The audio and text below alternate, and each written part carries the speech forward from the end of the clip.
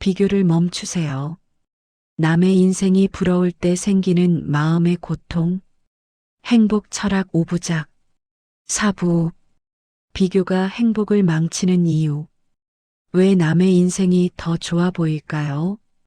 왜 나이가 들어도, 아니 오히려 나이가 들수록 남과 나를 자꾸만 비교하게 될까요? 친구 만나고 돌아오는 길, 가슴 한편이 허전해지는 이유는 뭘까요? 아무것도 잘못한 게 없는데 그냥 기분이 무거워지는 그 순간 말입니다. 오늘은 그 이야기를 해보려고 합니다. 비교가 우리 삶을 어떻게 망가뜨리는지, 그리고 그 비교라는 감정이 왜 이렇게 끈질기게 우리를 따라다니는지에 대해서요. 사실 비교는 어제 오늘 일이 아니죠. 젊을 때도 우리는 끊임없이 비교하며 살았습니다. 누구는 좋은 대학 갔고, 누구는 좋은 직장 들어갔고, 누구는 결혼을 먼저 했고, 누구는 집을 샀고, 그때도 비교는 괴로웠지만, 그래도 앞으로 나아갈 시간이 있었습니다. 더 노력하면 따라잡을 수 있을 것 같았고, 아직 뭔가 해볼 만한 기회가 남아있는 것처럼 느껴졌죠. 그런데 나이가 들면 비교는 다른 성질을 띱니다. 이제는 따라잡을 시간이 별로 없다는 생각이 듭니다. 친구가 해외여행을 다녀왔다는 소식을 들으면 예전처럼 나도 언젠가라는 생각이 들지 않아요. 대신 나는 그럴 여유가 없는데라는 생각이 먼저 올라옵니다. 친구 자식이 효도한다는 이야기를 들으면 좋겠네보다 우리 집은 왜 이럴까가 먼저 떠오릅니다. 비교는 이제 미래를 향한 자극이 아니라 과거를 향한 후회로 변합니다. 내가 그때 이렇게 했더라면, 내가 조금만 더 잘했더라면, 내가 다른 선택을 했더라면, 이런 생각들이 마음속에서 맴돕니다. 그리고 그 생각은 점점 더 깊어져서 결국 이런 질문에 도달하죠. 나는 왜 이렇게 살았을까? 노년기의 비교가 더 아픈 이유는 이제 결과가 거의 나왔기 때문입니다. 젊을 때는 모든 게 진행형이었어요. 아직 끝나지 않았고, 아직 변할 수 있었습니다. 하지만 지금은 많은 것들이 완료형이 되었습니다. 자식은 이미 자랐고, 직장은 이미 그만뒀고, 건강은 이미 약해졌고, 경제적 상황은 이미 정해졌습니다. 물론 여전히 변할 수 있는 것들도 있지만 젊을 때만큼 크게 뒤집을 수 있는 것들은 많지 않습니다. 그래서 비교는 더 이상 희망이 아니라 심판처럼 느껴집니다. 나는 결국 이 정도였구나. 이 생각이 가장 무섭습니다. 친구는 여유롭게 손주 돌보며 사는데 나는 아직도 생활비 걱정을 하고 있습니다. 친구는 배우자와 다정하게 산책하는데 나는 혼자 병원 다니고 있습니다. 친구는 자식들이 자주 찾아오는데 우리 집은 명절에도 조용합니다. 비교하지 말아야 한다는 건 알아요.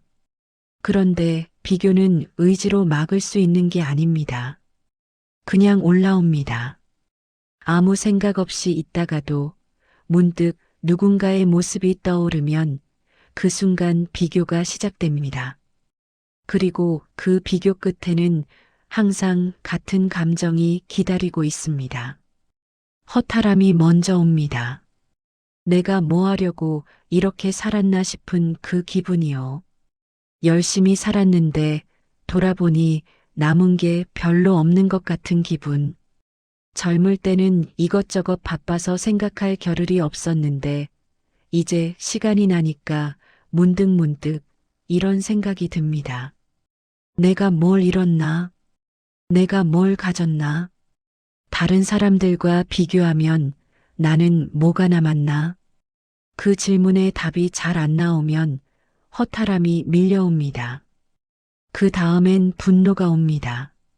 누구한테 화를 내야 할지 모르겠는데 그냥 화가 납니다. 왜 나만 이렇게 됐나 싶고, 왜 다른 사람들은 저렇게 잘 사나 싶고, 왜 세상은 이렇게 불공평한가 싶습니다. 가족한테 화가 나기도 하고, 세상한테 화가 나기도 하고, 결국엔 나 자신한테 화가 납니다. 내가 바보였나? 이런 생각까지 듭니다. 그리고 마지막엔 자책이 옵니다. 결국 내 탓인 것 같은 기분.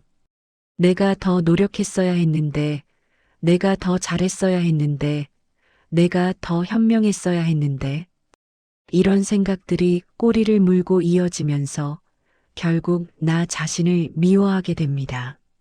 내 인생을 미워하게 됩니다. 이게 비교가 남기는 감정들입니다. 허탈함, 분노, 자책, 그리고 그 아래에 깔려 있는 건 결국 열등감입니다. 말로는 잘 안 하지만 마음속 깊은 곳에서 느끼는 그 감정. 나는 부족하다는 느낌. 나는 뒤처졌다는 느낌. 나는 실패한 인생이다는 느낌. 이 감정을 말로 꺼내는 사람은 많지 않습니다. 왜냐하면 부끄럽거든요. 이 나이에 이런 감정을 느낀다는 게 창피하게 느껴집니다. 그래서 혼자 사깁니다. 혼자 앓습니다. 그런데 사실 이런 감정을 느끼는 건 당신만이 아닙니다. 한 분이 계셨어요. 오랜만에 친구들을 만났는데 다들 손주 이야기를 하더래요.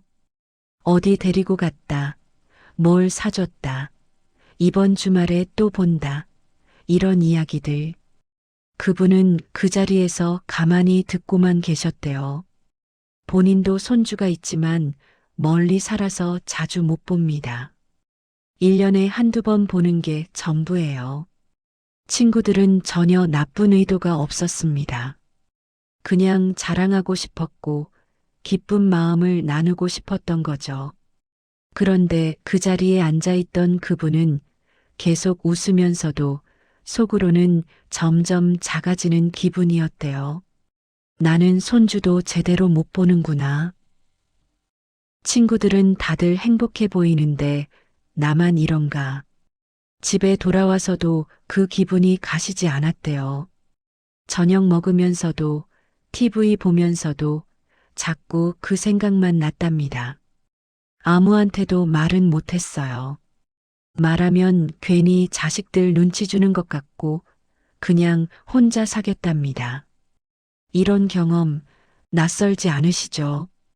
또 다른 분은 병원 대기실에서 옆자리 사람과 이야기를 나누다가 그 사람이 자식이 약을 받으러 대신 왔다는 말을 들었대요. 자식이 차로 데려다 주고 진료 끝나면 또 데리러 온다고. 그 이야기를 들으면서 혼자 버스 타고 온 자기 자신이 갑자기 초라하게 느껴졌답니다. 우리 애들은 바빠서 그렇지. 이렇게 스스로 변명을 했지만 마음 한편에선 서운함이 올라왔어요. 왜 나는 혼자일까? 왜 나만 이럴까? 이런 생각이 자꾸 들더래요. 집에 가서도 그 생각이 계속 맴돌았습니다. 자식한테 말할 수도 없고 배우자한테 말하면 괜히 싸울 것 같고 그냥 혼자 사귀었습니다. 또 어떤 분은 명절에 친척들 모임에 갔다가 형제자매들이 다들 여유로워 보이는 게 부러웠대요. 누구는 새 차를 샀고, 누구는 집을 옮겼고, 누구는 여행을 다녀왔고, 본인은 그냥 똑같이 살고 있는데 다른 사람들은 계속 앞으로 나아가는 것 같았대요. 나만 제자리인가? 이런 생각이 들면서 명절이 끝나고 집에 돌아왔을 때 기분이 좋지 않았답니다. 아무도 나를 무시하지 않았어요. 아무도 나를 비난하지 않았어요. 그런데 혼자 마음속에서 비교를 하고 혼자 작아지고 혼자 우울해졌습니다. 이런 일들 우리 주변에서 정말 흔하게 일어납니다. 친구 만나고 친척 만나고 이웃 만나고 심지어 전화 한 통 받고 나서도 비교는 시작됩니다. 그리고 그 비교는 우리를 조용히 무너뜨립니다. 그런데 왜 이럴까요? 왜 우리는 이렇게 자꾸 비교를 하게 될까요? 여기서 잠시 오래전 철학자들이 했던 이야기를 들어볼 필요가 있습니다. 지루한 이야기가 아니에요. 오히려 지금 우리 마음을 이해하는데 큰 도움이 됩니다. 스토아 철학이라는 게 있습니다. 고대 그리스와 로마 시대부터 전해 내려오는 생각인데요. 이 철학의 핵심은 아주 간단합니다. 내가 통제할 수 없는 것에 마음을 쓰지 말라. 남이 뭘 가졌는지, 남이 어떻게 사는지, 남이 나를 어떻게 보는지, 이런 것들은 내가 통제할 수 없습니다. 아무리 내가 신경 쓰고 집착해도 바꿀 수 없어요. 그런데 우리는 바로 그런 것들에 마음을 쏟으면서 괴로워합니다. 친구가 손주를 자주 보는지 안 보는지, 그건 내가 어떻게 할 수 있는 일이 아닙니다. 형제가 여유롭게 사는지 안 사는지, 그것도 내가 통제할 수 없는 영역이에요. 그런데 우리는 그런 것들을 보면서 나 자신을 평가합니다. 내 행복의 기준을 남에게 맡겨버리는 거죠. 스토아 철학자들은 이렇게 말했습니다. 행복은 남과의 거리가 아니라 내 기준에서 나온다고요. 남보다 더 많이 가졌다고 해서 행복한 게 아니고 남보다 적게 가졌다고 해서 불행한 게 아니라는 겁니다. 중요한 건 내가 내 삶을 어떻게 받아들이느냐는 거예요. 물론 쉽지 않습니다. 이건 머리로는 이해가 되는데 마음은 잘 따라오지 않습니다. 그래도 이 생각을 알고 있는 것만으로도 조금은 달라질 수 있어요. 아, 나는 지금 내가 통제할 수 없는 것에 마음을 쓰고 있구나. 이렇게 한 번만 인식해도 비교의 무게가 조금은 가벼워집니다. 불교에서도 비슷한 이야기를 합니다. 불교에서는 모든 괴로움이 분별에서 시작된다고 봅니다. 이게 좋고 저게 나쁘다. 이게 많고 저게 적다. 이게 위고 저게 아래다. 이런 식으로 모든 걸 나누고 재고 평가하는 마음이 바로 고통의 근원이라는 거죠. 비교도 마찬가지입니다. 비교는 결국 분별입니다. 나와 남을 가르고 나를 평가하고 남을 평가하는 행위예요. 그리고 그 평가 속에서 우리는 끊임없이 부족함을 느낍니다. 남은 저렇게 많은데 나는 이것밖에 없네. 남은 저렇게 행복한데 나는 왜 이렇게 힘들까? 그런데 불교에서는 이렇게 말합니다. 부족해서 괴로운 게 아니라 재서 괴로운 거라고요. 정말 부족해서가 아니라 자꾸 남과 나를 비교하면서 나는 부족하다고 판단하기 때문에 괴로운 겁니다. 만약 비교를 멈추면 지금 내가 가진 것만으로도 충분할 수 있습니다. 지금 내 삶만으로도 괜찮을 수 있어요. 이것도 쉬운 이야기는 아닙니다. 하지만 이 생각을 마음 한편에 두고 있으면 비교가 올라올 때 조금 다르게 볼 수 있습니다. 내가 지금 뭔가를 재고 있구나. 내가 지금 나를 평가하고 있구나. 이렇게 한 번만 알아차려도 그 순간 비교의 흐름이 잠시 멈춥니다. 현대 심리학에서도 비교에 대해 많은 연구를 했습니다. 사회적 비교라는 개념이 있어요. 인간은 본능적으로 자신을 평가하기 위해 다른 사람과 비교한다는 겁니다. 이건 나쁜 게 아니에요. 오히려 자연스러운 거예요. 우리가 살아가면서 내가 잘하고 있나, 내가 제대로 가고 있나를 확인하는 방법 중 하나가 바로 비교입니다. 문제는 비교 자체가 아니라 비교를 내 정체성으로 착각할 때 생깁니다. 나는 남보다 부족한 사람이야. 나는 실패한 인생이야. 이렇게 비교의 결과를 나 자신과 동일시하면 비교는 독이 됩니다. 그냥 하나의 관찰이 아니라 나를 규정하는 진실이 되어버리는 거죠. 그런데 사실 비교는 그냥 비교일 뿐입니다.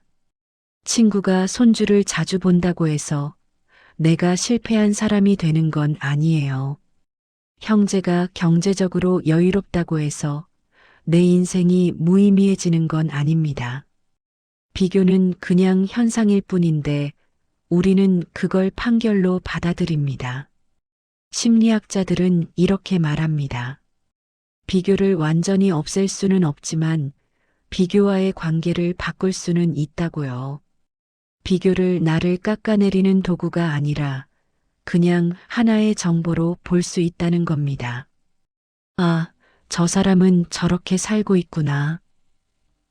나는 이렇게 살고 있고, 여기서 끝낼 수 있으면 비교는 별로 아프지 않습니다. 하지만 우리는 여기서 멈추지 않고 바로 평가로 넘어갑니다. 나는 저 사람만 못해. 나는 뒤처졌어. 이렇게 되는 순간 비교는 고통이 됩니다. 그럼 이제 어떻게 해야 할까요? 비교를 완전히 없앨 수는 없습니다. 인간인 이상 비교는 계속 올라올 겁니다. 친구 만나면 비교가 올라오고 TV 보다가도 비교가 올라오고 심지어 아무 생각 없이 있다가도 문득 비교가 떠오릅니다. 그래서 중요한 건 비교를 없애는 게 아니라 비교와 함께 사는 법을 배우는 겁니다. 아주 단순하지만 지금 당장 혼자서도 할 수 있는 훈련이 있습니다.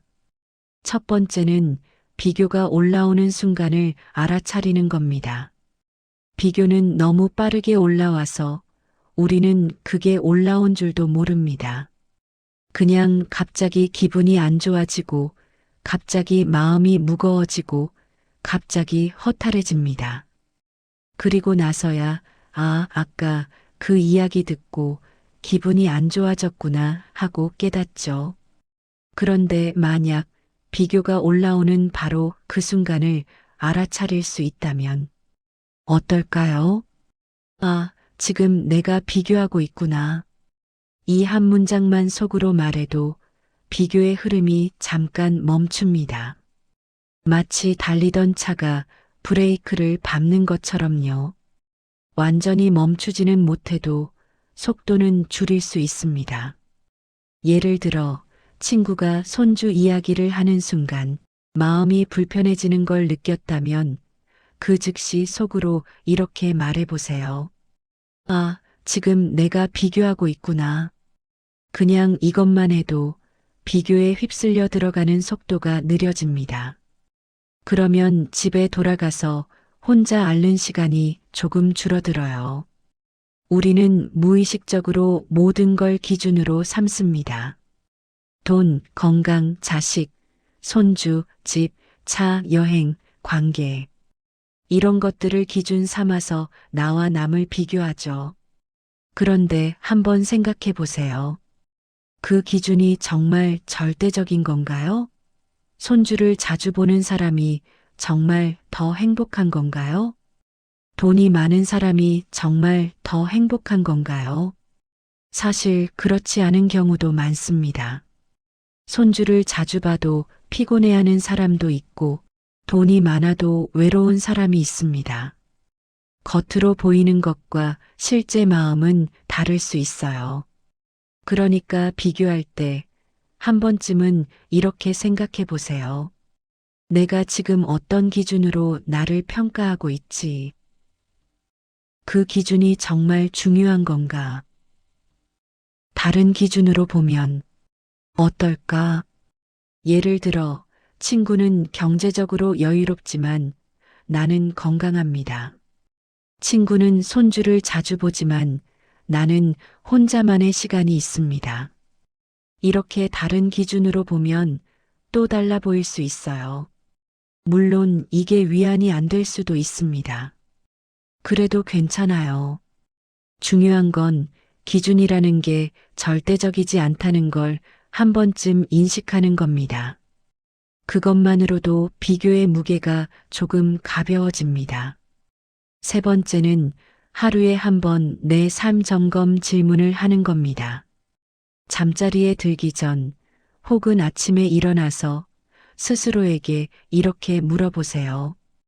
오늘 나는 괜찮았나? 오늘 나는 뭐가 좋았나? 오늘 나는 뭘 느꼈나? 이 질문은 남과 비교하는 게 아니라 나 자신을 돌아보는 질문입니다. 남이 어땠는지가 아니라 내가 어땠는지를 묻는 거예요. 처음에는 답이 잘 안 나올 수도 있습니다. 별로 좋은 게 없었던 것 같고, 별로 괜찮지 않았던 것 같고, 그래도 계속 물어보세요. 매일 물어보다 보면 점점 내 삶 안에서 작은 것들이 보이기 시작합니다. 오늘 날씨가 좋았네. 오늘 밥이 맛있었네. 오늘 아무 일 없이 하루가 지나갔네. 이런 작은 것들이 쌓이면 비교의 무게가 조금씩 줄어듭니다.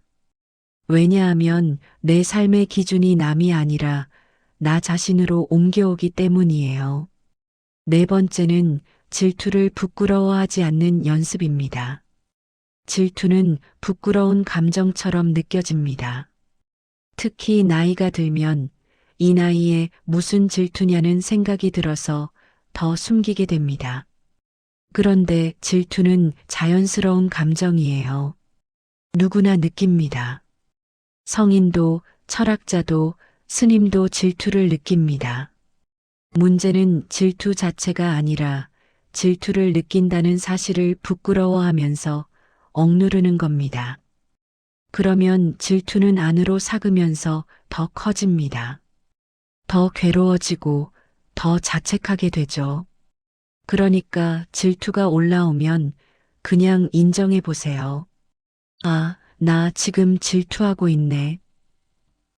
부럽네. 나도 저렇게 살고 싶네. 이렇게 솔직하게 인정하면 질투는 더 이상 나를 괴롭히는 괴물이 아니라 그냥 하나의 감정이 됩니다. 감정은 올라왔다가 내려갑니다. 억누르지 않으면 저절로 흘러갑니다. 물론 질투를 인정한다고 해서 그 감정이 바로 사라지는 건 아닙니다. 여전히 부럽고 여전히 속상할 수 있어요. 하지만 최소한 나 자신을 미워하지는 않게 됩니다. 질투하는 내가 나쁜 사람이야 라고 생각하지 않게 되는 거죠. 질투는 나쁜 게 아닙니다. 그냥 인간적인 겁니다. 다섯 번째는 비교 대신 감사를 연습하는 겁니다. 이건 좀 진부하게 들릴 수 있어요. 감사하라는 말은 너무 많이 들어서 오히려 역겨울 수도 있습니다. 하지만 여기서 말하는 감사는 억지로 긍정적으로 생각하라는 게 아니에요. 그냥 있는 것을 한번 보자는 겁니다. 우리는 없는 것에 집중하는데 익숙합니다. 남은 있는데 나는 없다. 남은 가졌는데 나는 못 가졌다. 이렇게 없는 것만 보다 보면 내 삶은 온통 구멍투성이처럼 느껴집니다. 그런데 잠깐만 시선을 돌려서 있는 것을 보면 어떨까요? 지금 숨을 쉬고 있다는 것, 지금 밥을 먹을 수 있다는 것, 지금 걸을 수 있다는 것, 지금 이 영상을 들을 수 있다는 것. 정말 작고 당연해 보이는 것들이지만 사실 이것들은 당연한 게 아닙니다. 어제까지 괜찮았던 사람이 오늘 갑자기 쓰러질 수도 있어요. 어제까지 걸었던 사람이 오늘 못 걸을 수도 있습니다. 우리는 그런 일들을 주변에서 봅니다. 그래서 알아요. 건강이 얼마나 소중한지, 평범한 하루가 얼마나 귀한지. 그러니까 비교가 올라올 때 한 번쯤은 이렇게 생각해 보세요. 그래, 저 사람은 저걸 가졌네. 그럼 나는 뭘 가지고 있지? 이건 자기 위안이 아니에요. 있는 것을 보는 연습입니다. 남과의 거리가 아니라 내 삶의 무게를 느껴보는 시간이에요. 여섯 번째는 비교를 기록하는 겁니다. 이건 조금 특이한 방법인데 의외로 효과가 있습니다. 노트 한 권을 준비해서 비교하는 순간이 생기면 그냥 적어보는 거예요. 누구와 뭘 비교했는지, 그때 어떤 기분이 들었는지, 길게 쓸 필요 없습니다. 한두 줄이면 충분해요. 오늘 친구 만났는데 부러웠다. 오늘 TV 보다가 우울해졌다. 이렇게 적다 보면 패턴이 보입니다. 어떤 상황에서 비교를 많이 하는지, 어떤 사람을 만날 때 마음이 불편한지, 어떤 주제에서 열등감을 느끼는지, 이게 보이기 시작하면 대처할 수 있습니다. 아, 나는 경제 이야기 나올 때 특히 힘들어하는구나. 아, 나는 손주 이야기 들을 때 서운해지는구나.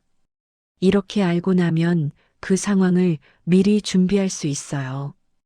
완전히 피할 수는 없지만 최소한 휩쓸리지는 않게 됩니다. 그리고 기록을 하다 보면 신기하게도 비교의 빈도가 줄어듭니다.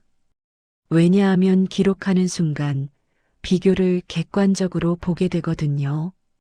그냥 감정에 휩쓸리는 게 아니라, 아, 내가 지금 이걸 기록해야 하네 하면서 한 발짝 물러나게 됩니다. 일곱 번째는 혼자만의 시간을 갖는 겁니다. 비교는 대부분 사람을 만나고 나서 혹은 무언가를 보고 나서 시작됩니다. 친구 만나고, TV 보고, 전화 받고, 뉴스 보고, 외부 자극이 들어올 때 비교가 올라오죠. 그러니까 의도적으로 비교할 일이 없는 시간을 만드는 겁니다. 하루에 30분이든 1시간이든 아무도 안 만나고 아무것도 안 보는 시간. 그냥 혼자 조용히 앉아 있거나 산책하거나 멍 때리는 시간이요. 이 시간에는 핸드폰도 보지 않고 TV도 안 켭니다. 그냥 나 혼자만 있습니다. 처음에는 심심하고 지루할 수 있어요. 뭔가 해야 할 것 같고 가만히 있으면 이상한 것 같고 그런데 조금씩 익숙해지면 이 시간이 편해집니다. 비교가 없는 시간, 평가가 없는 시간, 그냥 내가 나로 있는 시간. 이 시간이 쌓이면 비교에 덜 흔들리게 됩니다. 왜냐하면 나 자신과의 관계가 조금씩 회복되기 때문이에요. 여덟 번째는 누군가에게 말하는 겁니다. 비교로 힘들 때 대부분 혼자 사깁니다. 왜냐하면 부끄럽거든요. 이런 감정을 느낀다는 게 창피하고 말하면 한심하게 보일 것 같아서 말을 못합니다. 그런데 혼자 사귀면 사귈수록 그 감정은 더 커집니다. 속에서 골마 들어가면서 점점 무거워지고 점점 어두워집니다. 그러니까 가능하다면 누군가에게 말해보세요. 배우자든 친구든 자식이든 혹은 상담 전문가든 꼭 해결책을 얻으려고 말하는 게 아니에요. 그냥 내 마음을 꺼내놓는 것만으로도 충분합니다. 요즘 자꾸 남이랑 비교하게 돼서 힘들어. 친구 만나고 오면 마음이 불편해. 이렇게 말하는 것만으로도 마음이 조금 가벼워집니다. 혼자 안고 있던 짐을 내려놓는 느낌이 들어요. 물론 말할 사람이 없을 수도 있습니다. 혹은 말하기 싫을 수도 있어요. 그럴 땐 그냥 글로 써도 됩니다. 일기장에 쓰거나 편지처럼 써서 보관하거나 중요한 건 감정을 밖으로 꺼내는 겁니다. 아홉 번째는 비교의 방향을 바꾸는 겁니다. 우리는 보통 나보다 나은 사람과 비교합니다. 그래서 항상 부족함을 느끼죠. 그런데 한 번쯤은 반대로 생각해 보는 겁니다. 나보다 더 힘든 사람도 많다는 것. 나보다 더 외로운 사람도 있고, 나보다 더 아픈 사람도 있고, 나보다 더 어려운 사람도 있다는 것. 이건 남의 불행을 보면서 위안 삼자는 게 아니에요. 그게 아니라 내 위치가 절대적으로 나쁜 게 아니라는 걸 깨닫는 겁니다. 누군가와 비교하면 나는 부족하지만 다른 누군가와 비교하면 나는 가진 게 있습니다. 결국 비교라는 건 상대적인 거예요. 어떤 기준을 세우느냐, 누구와 비교하느냐에 따라 결과가 달라집니다. 그러니까 비교가 올라올 때 한 번쯤은 이렇게 생각해 보세요. 나보다 더 힘든 사람도 있겠지. 그럼 나는 그래도 괜찮은 편이네. 이건 교만이 아니에요. 균형을 찾는 겁니다. 10번째는 시간을 주는 겁니다. 비교로 힘들 때 우리는 빨리 그 감정에서 벗어나고 싶어 합니다. 그래서 애써 잊으려 하고 애써 다른 생각을 하려고 하죠. 그런데 감정은 억지로 지울 수 없습니다. 오히려 억누르면 더 오래 남습니다. 그러니까 비교로 마음이 불편할 때 그냥 시간을 주세요. 지금은 좀 힘드네. 그래도 괜찮아. 시간이 지나면 나아지겠지. 이렇게 생각하고 그냥 내버려 두는 겁니다. 하루 이틀 지나면 그 감정은 조금씩 약해집니다. 일주일 지나면 거의 잊혀지고 한 달 지나면 기억도 잘 안 납니다. 감정은 파도 같아서 올라왔다가 내려갑니다. 억지로 막으려 하지 말고 그냥 파도가 지나가길 기다리면 됩니다. 이런 훈련들이 당장 효과가 있을 거라고 장담할 수는 없습니다. 어떤 건 도움이 될 수도 있고 어떤 건 별로 안 맞을 수도 있어요. 그래도 괜찮습니다. 중요한 건 비교와 씌우지 않는다는 겁니다. 비교를 없애려고 애쓰지 말고 비교를 나쁜 것으로 여기지 말고 그냥 비교가 올라오면 아, 또 왔네 하고 인정하는 거예요. 비교는 평생 따라올 겁니다.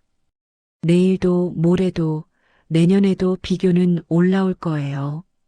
그게 인간이거든요. 하지만 비교에 덜 휩쓸리는 법은 배울 수 있습니다. 비교를 느끼되 그 안에서 익사하지 않는 법을 배울 수 있어요. 한 가지 더 말씀드리고 싶은 게 있습니다. 우리는 남과 비교하면서 정작 내 삶이 얼마나 대단한지를 잊고 삽니다. 당신은 지금까지 정말 많은 걸 해냈어요. 전쟁을 겪었거나 가난을 견뎠거나 힘든 시절을 버텼을 겁니다. 자식을 키웠고 가족을 지켰고 일을 했고 살아남았습니다. 그게 얼마나 대단한 일인지 아세요? 요즘 젊은 사람들은 그 정도의 고생을 해본 적이 없습니다. 전쟁도 모르고 굶주림도 모르고 그냥 태어날 때부터 풍요로운 시대를 살았죠. 그런데 그들도 힘들다고 합니다. 경쟁이 힘들고 미래가 불안하고 살기 힘들다고요. 그럼 당신은 얼마나 더 힘든 시절을 견뎌낸 겁니까? 당신이 젊었을 때는 지금보다 훨씬 더 어려웠습니다. 먹고 살기도 힘들었고, 공부하기도 힘들었고, 일자리 구하기도 힘들었어요. 그런데도 버텼습니다. 포기하지 않고 살아왔습니다. 그게 얼마나 대단한 겁니까? 친구가 돈이 많든, 손주를 자주 보든, 그건 그 사람 인생이고, 당신은 당신 인생을 살아온 겁니다. 당신의 인생이 남보다 못하다는 건 누가 정한 겁니까? 무슨 기준으로 그렇게 판단하는 겁니까? 당신은 지금까지 충분히 잘 살아왔습니다. 완벽하지 않았을지 모르지만 최선을 다했습니다. 후회되는 선택도 있었겠지만 그때는 그게 최선이었을 겁니다. 그러니까 제발 당신 인생을 함부로 평가하지 마세요. 남과 비교하면서 당신 삶을 깎아내리지 마세요. 비교는 우리를 작게 만듭니다. 큰 사람을 작게 만들고, 괜찮은 사람을 부족하게 만들고, 충분한 사람을 모자라게 만듭니다. 그런데 사실 당신은 작지 않습니다. 당신은 지금까지 살아온 모든 순간들의 합입니다. 기쁜 순간, 슬픈 순간, 힘든 순간, 행복한 순간. 그 모든 게 모여서 지금의 당신이 되었어요. 그걸 남과 비교한다는 건 당신의 인생을 하나의 숫자로 줄이는 겁니다. 돈 얼마, 자식 몇 명, 손주 몇 명. 이렇게 숫자로만 보면 인생은 정말 초라해 보입니다. 하지만 인생은 숫자가 아닙니다. 인생은 이야기예요. 당신만의 이야기, 당신만 아는 이야기, 당신만 느낀 이야기. 그 이야기를 남의 이야기와 비교할 수 있을까요? 비교할 수 없죠. 왜냐하면 모든 이야기는 다르니까요. 물론 이런 말을 들어도 당장 비교가 사라지지는 않을 겁니다. 내일 친구를 만나면 또 비교할 거고, 모레 TV를 보면서 누군가가 또 부러울 거고, 명절에 친척을 만나면 또 마음이 불편할 겁니다. 그래도 괜찮습니다. 비교를 완전히 없애는 게 목표가 아니에요. 비교를 느끼되 그 안에서 나를 잃어버리지 않는 게 목표입니다. 비교가 올라와도 그래, 저 사람은 저렇구나. 나는 이렇고 하고 넘어갈 수 있으면 됩니다. 비교 때문에 하루 종일 우울해하지 않고 비교 때문에 나 자신을 미워하지 않으면 됩니다. 그 정도만 되어도 삶은 훨씬 가벼워집니다. 당신의 인생은 늦지 않았습니다. 지금 이 순간도 당신은 살아있고 숨 쉬고 있고 이 이야기를 듣고 있습니다. 그럼 충분합니다. 아직 할 수 있는 게 있다는 뜻이거든요. 비교를 덜하는 것, 비교에 덜 흔들리는 것, 비교 속에서도 나를 지키는 것, 이런 것들은 나이와 상관없이 배울 수 있습니다. 오히려 지금이야말로 배우기 좋은 때일 수도 있어요. 왜냐하면 이제는 남을 의식할 필요가 없거든요. 더 이상 누구한테 잘 보일 필요도 없고 누구한테 인정받을 필요도 없습니다. 이제는 나를 위해서 살 수 있는 시간입니다. 그러니까 조금씩 천천히 비교라는 무거운 짐을 내려놓아 보세요. 한 번에 다 내려놓을 순 없어도 조금씩 가벼워질 수는 있습니다. 오늘 이 이야기가 당신에게 작은 위로가 되었으면 좋겠습니다. 비교로 힘들었던 마음이 조금이나마 가라앉았으면 좋겠고, 당신 인생을 조금 더 따뜻하게 볼 수 있었으면 좋겠습니다. 당신은 지금까지 충분히 잘 살아왔고, 지금도 충분히 괜찮은 사람입니다. 남과 비교해서 부족해 보일 수는 있지만, 그건 기준의 문제일 뿐, 당신 자체의 문제가 아닙니다. 당신은 당신대로 최선을 다해 살아왔고, 그것만으로도 충분히 존중받을 자격이 있습니다. 이제 조금씩 당신 자신을 덜 미워하고, 당신 삶을 덜 깎아내리고, 당신 인생을 조금 더 인정해 주세요. 그게 비교에서 벗어나는 첫걸음입니다. 오늘 하루도 당신은 잘 살아내고 계십니다. 그것만으로도 충분합니다. 이 이야기가 당신 곁에 조용히 남아서 힘들 때 작은 위로가 되었으면 좋겠습니다. 감사합니다.